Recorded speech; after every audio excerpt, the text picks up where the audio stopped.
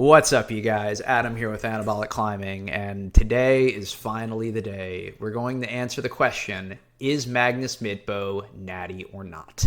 This has been probably the first or second most popular request on the channel outside of Yanya Garbret. So if you guys like these natty or nots, these deep dives into various different compounds and PEDs, and enjoy the community, please hit the like, subscribe, and alert bell. Leave a comment. Helps the channel out tremendously. So without further ado, let's hop into it. Do I think the great Magnus Midtbø is natty or not? And we need to go over some feats of strength and really examine this, right? Before we hop in, let's figure this out, right? Number one, Magnus is 37 years old, or a little bit younger than me. He is 5'9", weighs between 157 to 165 pounds, which is relatively thick for a boulderer, but not so much so. He's definitely not a stick. And let's go over some of his climbing exploits, shall we? So this guy has climbed, or initially climbed 9B or 515B. It was later downgraded to 9A plus, and then later down to 9A, which is 514D. He has on-sighted 14C in April of 2013, and in 2015 he red pointed Papichulo, and that is a 15A or 9A plus.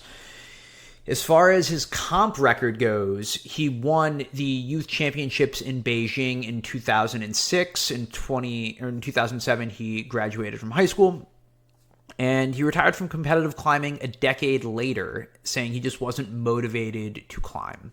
Now, he won bronze in 2013 in lead, bronze again in Chamonix in 2011, and in 2012 in Crange. In general, this guy is a super accomplished boulder and also lead climber, obviously. Pinching is one of the things that this dude is an absolute monster at. Being able to red point 9A plus and flash 14C is super legit. Now, is Magnus Midtbø strong as fuck? Yeah, obviously. Of course he is. He's fucking Magnus. He's a Norwegian god. But are any of these stats glaringly unnatty? No. There are people that have climbed, not only higher than 15A, but potentially 15D. Folks have flashed 15A, like Adam Andra, which is still objectively insane. But let's go over some of his individual exploits, right? Let's go over him doing one-finger pull-ups. Immensely impressive. However, I just want to put things in context. Is Magnus an absolute savage? Yeah, of course he is. The dude is strong. But I've also seen folks that weigh 200 pounds be able to do one-finger pull-ups as well. Were they banging them out like this? No. But there are folks that can do, I believe, 16-plus one-arm pull-ups, which is BANANAS. The one-arm muscle-up. Goddamn. Incredibly impressive. I do not want to minimize this absolutely absurd feat of strength. If Magnus didn't inspire you to do some calisthenic stuff or leave you awestruck with things like that, you're not paying attention. Especially to do this, I think about 5 years ago, is pretty crazy, right? So none of these things immediately sort of scream, I'm not natty. But where it really starts to get into is here in this video when he collaborates with Larry Wheels and with Juji Mufu, two guys that are objectively saucy as all get out, right? Let's be honest for a second. At no point have we ever considered Juji or Larry natty. Juji is an absolute monster in his own right, and Larry, as far as I know, has several world records. This dude is strong as a bull, and, drama aside involving his wife and whatnot, which I don't want to delve into, that's a Johnny Bravo topic. Larry is an absolute legend, and what was really surprising in this video is you see Magnus being able to keep pace with Larry and Juji on the lat pull downs, I believe.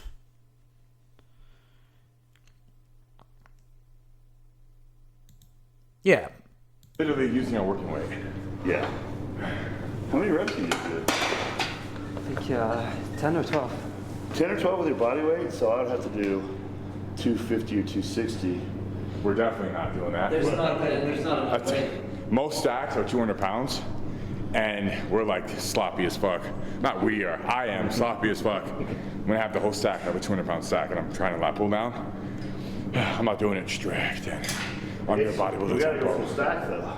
The full stack here is. It's not a 300-pound stack. No. You know, it's a 200-pound 200 stack.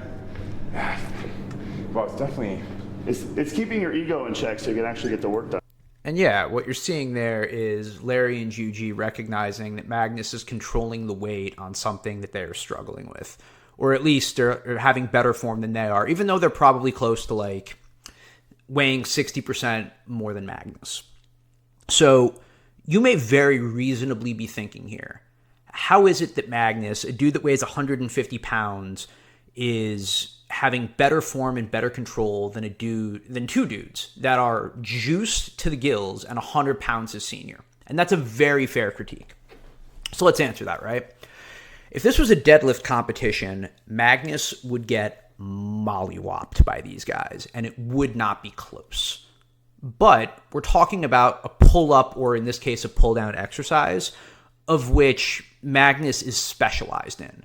So yeah, in this case, because Magnus has far more reps and miles on this particular lift, yeah, of course he's able to hang with these guys, whereas for other lifts, he gets blown out of the water if we're doing chest or legs, as an example, right? He is so specialized that in this one lift where he is specialized in and these two are less specified in, yeah, he can hang with them, even though they're strong AF and juiced to the gills. Now, one other thing I want to keep in mind is Magnus is an absolute unit, but he's not even the strongest guy on his channel. There have been times where he's gone to do grip stuff with this 75-year-old and Ben Galper, when Ben absolutely gets worked by this guy as well. And Ben, in general, also tends to just outperform Magnus, in part because I think he's a little bit shorter and weighs, I think, about 10 pounds more than Magnus. So, in general, Ben, who I've said I think is, he's half natty, right? We've talked about his peptide use, but in general, I would still say that Ben is like far more natural than he is enhanced. Ben is a dude that is dramatically strong, not dramatically, but like 20% stronger than Magnus, which is like no small feat. And I've never said that I thought Ben was on the sauce. Like, peptides are not going to give you the same level of strength that anabolics would. One of the other things is he's also trained with Yves Graval, who, like, you've heard me on this channel all day long singing the praises of Yves. Yves is a monster. Yves is the monster that, like, lurks among us. I need to do a natty or not on Yves, if we're being completely honest. That's the stuff that we need to talk about. But yeah, in general, you see another mostly natty dude pushing around Magnus pretty well. The other thing that I want to consider is at no point in Magnus's career have we've seen him gain weight once, but we've never really seen him either get fat, have hair issues, have acne issues, have some puffy nips. Like, most of the telltale signs of anabolic use, we have just not seen from Magnus. And sure, some of his newer video content has been a little bit slower, and he's gone to more survival content and less, like, hardcore climbing content, but we have not really seen any of those changes to the physique that we would associate with being unnatural. So that really leaves, like, as far as weight gain, this is the video where a lot of folks are talking about, like, oh man, maybe he was on the sauce after all.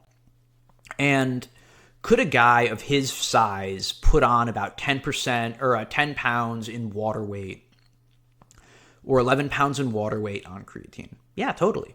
I don't know if you guys are familiar with his diet, but he's got a hell of a sweet tooth, which I also share. And he's a big candy snacker. So the amount of glycogen plus the additional creatine, plus being relatively new to training chest and legs, is it possible for him to put on that amount of bloat on creatine? Yeah, it's very much within the range. And as far as like a 15% increase, if it was a 15% increase on like his weighted pull-ups, I'd be like, oh, Jesus Christ, that's pretty crazy. But a 15% increase on his bench for a guy that's like relatively new for training chest, yeah, I could see it. It's still like within variance. I don't consider that anything too crazy. Also, if he was hitting more test, I would expect it to be higher on someone, like on the bench press, right? I would expect it to be more dramatic than just 15%. So I know it's deeply unsatisfying to everyone. I've heard people be like, oh, well, what about when he like ran the marathon without training? Yeah, he's fucking a Norwegian god and on the Norwegian national team. He's the kind of genetic outlier that can just do that shit. I think he's natty, as unsatisfying as it is for a lot of folks within the community. I know you guys want me to say that, like, I think this dude is juiced. I don't. I think Magnus is super natty.